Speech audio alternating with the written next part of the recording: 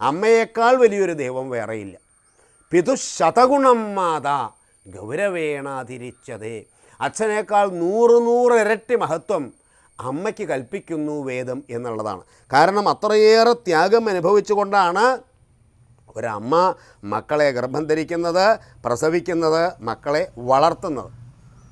അതുകൊണ്ടാണ് കാട്ടിലേക്ക് പോകുന്ന അവസരത്തിൽ ഗംഗ കടക്കുന്ന സമയത്ത് ശ്രീരാമചന്ദ്രൻ ലക്ഷ്മണനോട് പറയുന്നുണ്ട്, ലക്ഷ്മണ മാസ്മ സീമന്തിനീ കാചിത് ജനയേത് പുത്രമീദൃശം. എന്നെപ്പോലെ ഒരു മകനെ ലക്ഷ്മണ ഒരമ്മയും പ്രസവിക്കരുതേ എന്നാണ്. എന്താ കാരണം?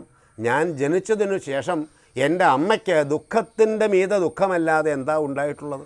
അതുകൊണ്ട് എന്നെപ്പോലെ ഒരു മകനെ ഒരമ്മയും പ്രസവിക്കരുതേ. ശ്രീരാമചന്ദ്രനാണ് ഈ പറയുന്നത്.